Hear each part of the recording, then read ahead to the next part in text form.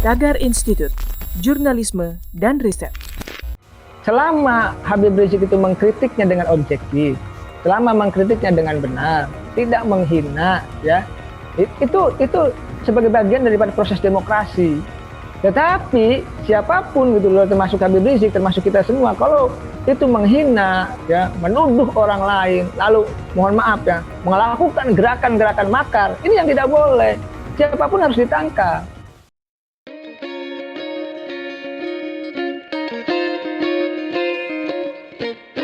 Halo Tagarians, para penonton Tagar TV dan juga pembaca Tagar ID, apa kabarnya? Senang sekali saya, Kori Olivia, bisa kembali menemani Anda di Tagar TV. Hari ini kita mau bahas tentang pimpinan Front Pembela Islam, Rizik Syihab, yang menyatakan siap rekonsiliasi dengan pemerintah dan siap untuk hidup tanpa ada kegaduhan.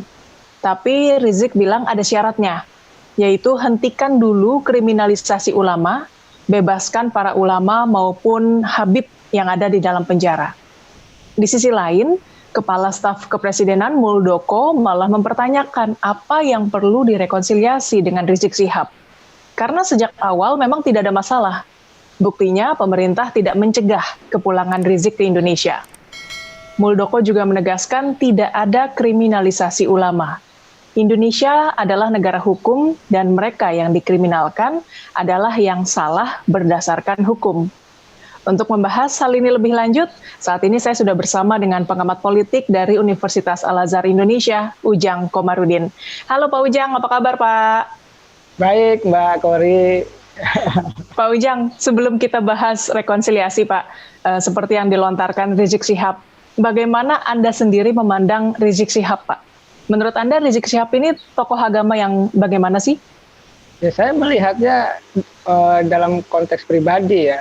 Ya dia ulama gitu ya, memiliki kapasitas keilmuan keagamaan gitu kan, sekaligus banyak pendukungnya. Saya melihat seperti itu saja. Cuma memang dalam konteks politik ini kan dihadap-hadapkan gitu loh, antara Habib Rizik dengan pemerintah, Habib Rizik dengan negara. Ini yang menjadi persoalan gitu. Nah, sampai hari ini persoalan itu makin memuncak kan. Itu yang terjadi kepada Habib Rizik. Nah, bagi pendukung-pendukungnya, Habib Rizik ini kan keturunan Nabi gitu. Jadi kalau keturunan Nabi ya tentu dianggap mulia, dianggap memiliki keistimewaan tertentu bagi para pendukungnya. Oleh karena itu tak aneh dan tak heran Habib Rizik banyak pendukungnya. Dan itu sesuatu yang biasa ya, sesuatu yang harus kita hargai juga, itu pilihan pribadi bagi para pendukung-pendukungnya begitu. Nah, tapi dalam konteks pemerintah, gitu, dalam konteks negara, dalam konteks politik, ini kan berbeda pandangan, berbeda perspektif. Habib Rizik ada di luar pemerintahan yang memang keras mengkritik pemerintah, dan di saat yang sama pemerintah atau negara itu juga tidak terlalu menerima dalam konteks politik yang begitu keras yang dilakukan oleh Habib Rizik itu. Jadi saya selalu ingin mengatakan secara objektif gitu ya, dalam konteks sebagai akademisi, lalu juga saya melihat juga dalam sudut pandang para pendukung-pendukungnya. Jadi kalau hari ini misalkan Habib Rizik itu banyak dielu-elukan gitu ya, banyak didukung oleh para pengikutnya, itu sebenarnya kesalahan dari pemerintah juga. Nah begini kan, rakyat itu kan mencari sosok dan figur yang bisa mewakili aspirasinya gitu, mewakili kegelisahannya gitu. Nah Habib Rizik ini salah satu tokoh itu gitu loh. Nah di saat yang sama negara, pemerintah itu kan kepuasan rakyat, kepuasan publik terhadap negara, terhadap pemerintah juga rendah gitu. Survei IPR, survei Kompas gitu ya, itu menunjukkan itu gitu loh. 1 tahun pemerintahan Jokowi Ma'ruf Amin, kepuasan rakyat itu sangat rendah, di bawah 50%. Nah inilah sebenarnya yang menjadi dinamika politik tersendiri hingga hari ini gitu. Nah saya memandangnya seperti itu Mbak Kori. Iya, tapi bagaimana dengan pendapat kebanyakan orang bahwa maaf nih ya, bisa dikatakan Rizik Syihab adalah tukang gaduh. Ya mungkin kita kan begini, kita harus menghargai pendapat siapapun, ya kan? Itu harus kita hargai. Yang penting kan tidak menghina, ya kan? tidak melecehkan dan lain sebagainya. Kalau ada pendapat itu hak mereka yang mengkritik Habib Rizik, itu silahkan saja. Ya, seluruh masyarakat, seluruh penduduk Indonesia gitu ya, itu berhak untuk mengkritik siapapun. Termasuk ya bisa mengkritik saya, mengkritik Mbak Kori, mengkritik Habib Rizik, mengkritik Jokowi, silahkan. Tapi dengan cara-cara yang baik. Nah, kalau misalnya membuat gaduh, saya tidak mengerti. Karena begini, mungkin saja gaduhnya itu mungkin karena tadi Habib Rizik piece of peace ya. Dia berhadapan dengan pemerintah. Itu sebenarnya perspektif dianggap oleh orang lain sebagai pembuat gaduh. Tapi saya melihatnya begini, kalau oposisi di parlemen itu lemah, tidak ada lah katakanlah. Lalu partai-partai politik juga diambil oleh pemerintah, 85% kekuatannya ada dalam koalisi pemerintah.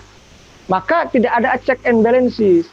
Oleh karena itu, mohon maaf ini saya katakan ya, revisi Undang-Undang KPK jalan diketok palu. Termasuk terakhir ini Undang-Undang Cipta Kerja diketok palu tanpa mengikuti aspirasi rakyat.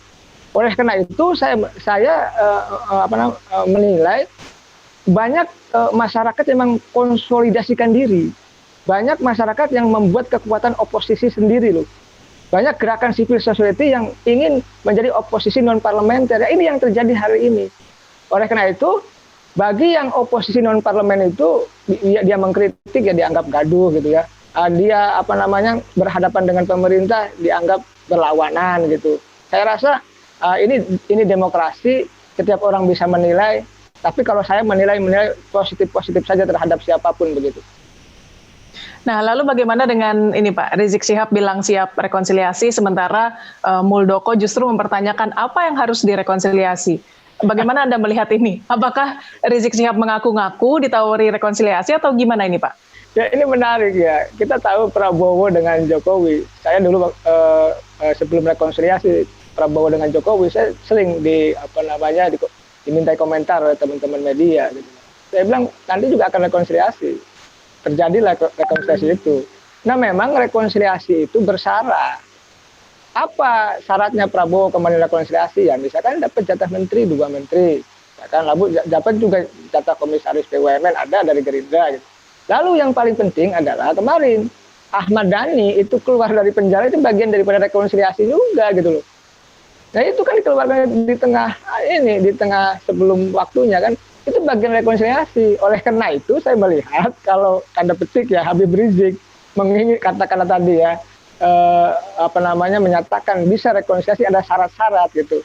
Itu bagi saya ya di mana-mana yang namanya rekonsiliasi ya ada syarat. Tapi tadi yang dikatakan Muldoko yang mewakili istana, saya rasa saya punya keyakinan Muldoko mewakili Pak Jokowi karena dari pihak istana. Ya. Apa yang mau direkonsiliasi? Apakah misalkan Habib Rizik ditawari atau tidak? Saya tidak tahu. Tapi yang pasti rekonsiliasi itu bersyarat. Rekonsiliasi ada titik temu antara kedua belah pihak. Jadi kalau ada yang mengganjal, satu sepakat, satu tidak akan terjadi rekonsiliasi. Nah, dan saya meyakini begini, dalam politik itu kan begini, Pak Prabowo yang begitu keras, mohon maaf ya, menghantam Pak Jokowi, bahkan sujud syukur dianggap menang gitu kan ketika itu ya, padahal tidak menang gitu. Lalu melakukan perlawanan yang keras, mengundang-undang media luar negeri gitu kan, bahwa Pilpres terjadi kecurangan dan lain sebagainya. Tapi ujungnya kan satu juga, ujungnya rekonsiliasi juga. Yang keras itu menjadi sama-sama berkawan. Bahkan hari ini Pak Prabowo banyak diamanahi ya, dipercayai oleh Pak Jokowi. Misalkan food estate gitu ya. Itu juga bagian daripada kepercayaan Jokowi kepada Prabowo. Nah, saya melihat dalam konteks Habib Rizik ini ya bisa jadi ya, politik itu tidak mungkin di politik. Yang kawan jadi lawan, yang lawan jadi kawan. Itu sifatnya cair dan dinamis. Nah, oleh karena itu sebenarnya kita mengatakan di politik itu tidak ada kawan yang abadi dan tidak ada lawan yang abadi, yang ada kepentingan. Nah, ini apakah ini terjadi dalam konteks Habib Rizik dengan Jokowi atau pemerintah atau tidak? Saya sih gini, saya meyakini ya itu bisa saja terjadi. Karena gini, kalau tidak terjadi rekonsiliasi itu atau tidak ada deal politik di antara keduanya atau kedua belah pihak itu, maka tadi dinamika politik ke depan itu akan semakin dinamis dan semakin kencang. Jadi gerakan-gerakan publik, gerakan-gerakan rakyat juga yang misalkan dikomandoi oleh Habib Rizik dan dikonsolidasi oleh kekuatan oposisi yang lain juga akan menjadi besar lagi. Nah ini yang menurut saya harus diwaspadai oleh pemerintah. Jadi apakah Habib Rizik ditawari atau tidak saya kurang paham karena harus ditanya langsung ke Habib Rizik. Tapi dalam konteks apakah bisa terjadi rekonsiliasi dalam politik tidak ada yang tidak mungkin gitu. Jadi semua mungkin begitu Mbak. Ya, Rizik juga minta kalau ada rekonsiliasi, minta pemerintah syaratnya adalah menghentikan kriminalisasi ulama.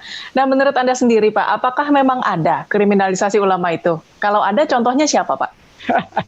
Ya saya gini aja ya, kalau pidana semua dilakukan oleh siapapun, misalkan oleh saya gitu ya, oleh masyarakat, oleh ustadz, oleh ulama. Kalau dia pidana. Tapi saya melihat gini, saya melihat penegakan hukum di kita ini emang karut marut, tumpang tindih, memihak kepada satu kelompok. Jadi ketika pilpres itu saya sebagai pengamat ada di tengah. Saya memperhatikan detail konteks penegakan hukum.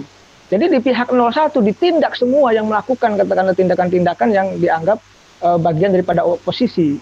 Itu banyak yang dimasukkan penjara ada. Bahkan lawyer-lawyer dari mereka ada yang memberitahu ke kita bahwa mereka banyak yang ditangkapi oleh polisi gitu loh. Nah, di saat yang sama, mohon maaf ya, kubu 01 juga nggak ada yang diproses secara hukum gitu loh. Semuanya dimaafkan, semuanya diselesaikan. Nah, ini menjadi persoalan. Nah, oleh karena itu, mungkin gitu ya, tadi ya, efek daripada pilpres itu ya, banyak dari ustadz atau ulama ya, atau pendukung-pendukung Habib Rizik lah, yang masih di penjara hari ini, masih banyak. Nah, cuma persoalannya tadi, memang harus dipisahkan tadi konteks pidana dengan konteks politik. Kalau pidana ya pidana, kalau politik yang bisa dibebaskan. Nah, tapi dalam konteks Ahmad Dhani juga campur aduk ini antara pidana dengan politik, ya kan? Pidana Ahmad Dhani berkata yang tidak sesuai ya, atau perkataan itu menimbulkan akibat pidana gitu ya. Lalu saat yang sama setelah rekonsiliasi dia juga dikeluarkan secara politik gitu. Hukumnya juga hilang. Nah ini sebenarnya celah yang ingin diambil oleh Habib Rizik gitu. Habib Rizik juga ingin, ini kasusnya ada loh gitu loh. Gitu. Ini, nah kalau soal ulamanya saya nggak terlalu paham ya Mbak Kori ya. Contohnya ulama siapa yang dipidanakan atau dikriminalisasi. Saya rasa yang tepat yang menjawab adalah pihak dari Habib Rizik itu sendiri. Begitu. Nah kalau ini bagaimana Pak? Rizik minta Abu Bakar Ba'asyir dan Bahar Smith dibebaskan karena telah terjadi diskriminasi. Kalau Anda melihatnya bagaimana? Ya kalau Abu Bakar Ba'asyir ya dulu juga kan mau dibebaskan oleh Pak Jokowi. Ya kan lewat Yusril Izzah Mahendra itu sudah ada. Cuma kan ada persoalan yang mengganjal terkait dari Abu Bakar Ba'asyir sendiri. Misalkan ya dia lebih baik di penjara daripada harus mengakui sesuatu lah kira-kira begitu ya kan, daripada menerima misalkan pengakuan dari pemerintah kan kira-kira begitu. Nah ini juga kan tidak ada titik temu itu. Oleh karena itu ke Pilpres kemarin harusnya Abu Bakar Ba'asyir sudah bebas, tapi tadi karena dia sendiri tidak mau gitu kan, karena dianggap ini adalah pemberian dari pemerintah, karena dianggap tanda petik Abu Bakar Ba'asyir merasa tidak bersalah, maka tidak jadi bebas.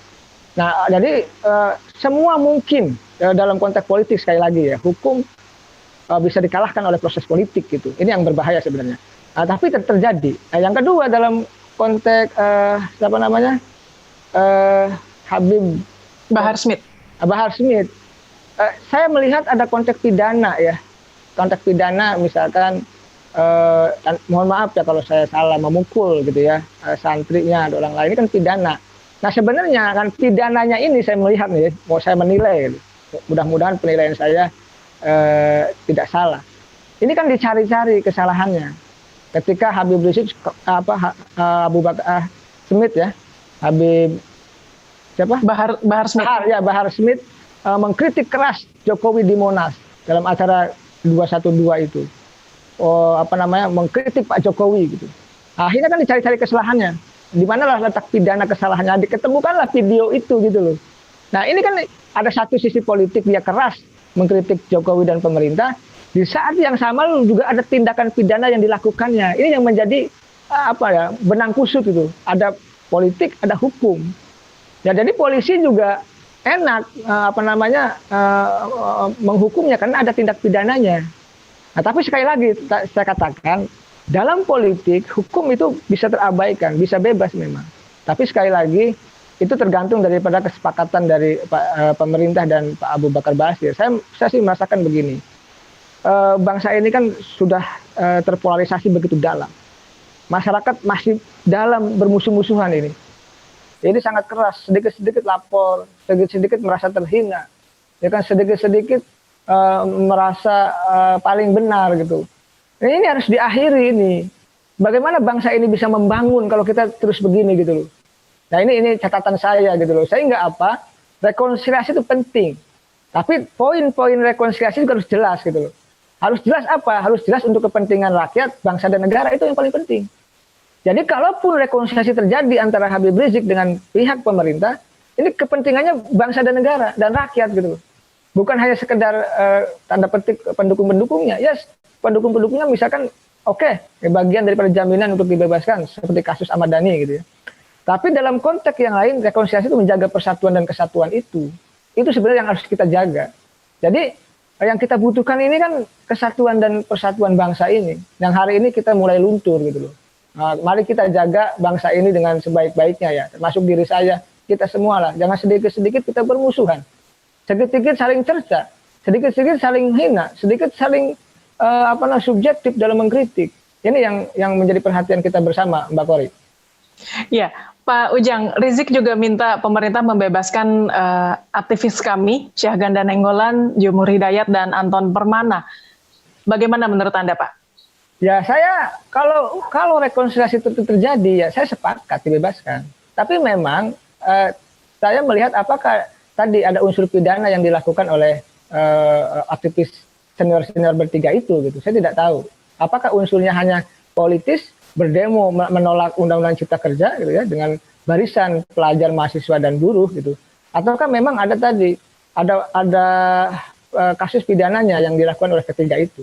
Ya saya sih melihat ya apa yang dilakukan oleh pemerintah juga terlalu berlebihan, misalkan memborgol, diumumkan dan lain sebagainya, itu juga terlalu berlebihan. Oleh karena itu kita koreksi bersama-sama ketika ada kesalahan di pihak pemerintah maupun di pihak Habib Rizik. Nah, saya sih sepakat ya, asalkan tadi unsur pidananya ya sebenarnya bisa dihapuskan. Toh begini, saya melihat ya, Habib Rizik juga kan punya kasus hukum ketika itu. Tapi kan diselesaikan juga oleh polisi. Ya kan, ditutup juga oleh polisi gitu kan. Ya iya, kasus-kasus kan hilang semua, sama polisi sudah di-stop, sudah ditutup. Itu kan bisa secara politik. Jadi oleh karena itu, saya melihat ya pendukung-pendukungnya bisa juga. Jadi teman-teman aktivis Jumhur gitu ya, Syahganda dengan Anton itu juga bisa beres dalam konteks adanya rekonsiliasi kedua belah pihak itu, karena dengan politik itu ya bisa selesai semuanya begitu. Kalau kita bicara soal kasus hukum Habib Rizik, memang ada beberapa yang sudah dikeluarkan SP3, tapi ada juga beberapa yang menggantung kasus hukumnya ya. Nah, kalau Pak Ujang sendiri melihatnya bagaimana? Apakah Rizik Syihab juga berpotensi membahayakan negara, Pak? Iya, saya dari mulai malam ya saya ditelepon oleh media lain gitu bahwa sekarang tentara sudah panglima ya, sudah dengan keras mengeluarkan statement ya untuk menjaga kesatuan dan persatuan, dan itu memang harus dilakukan. Tapi di saat yang sama juga harus jelas siapa lawannya gitu loh. Siapa pihak-pihak yang ingin memecah belah bangsa ini, ya mari kita lawan bersama-sama begitu loh. Nah, persoalannya adalah apakah Habib Rizik itu seperti itu gitu ya? Saya rasa saya tidak berkompeten untuk menilai seperti itu. Apakah tadi yang membahayakan dalam konteks bernegara? Kalau saya begini, selama Habib Rizik itu mengkritiknya dengan objektif, selama mengkritiknya dengan benar, tidak menghina, ya itu sebagai bagian daripada proses demokrasi. Tetapi siapapun gitu loh, termasuk Habib Rizik, termasuk kita semua, kalau itu menghina, ya, menuduh orang lain, lalu mohon maaf ya, melakukan gerakan-gerakan makar, ini yang tidak boleh. siapapun harus ditangkap. Jadi selama dia hanya keras melakukan gerakan-gerakan politik yang mengkonsolidir massa, ya kan, lalu tidak melakukan gerakan-gerakan makar, gitu loh, tidak melakukan gerakan-gerakan di belakang layar untuk mendongkel kekuasaan yang sah, itu tidak masalah.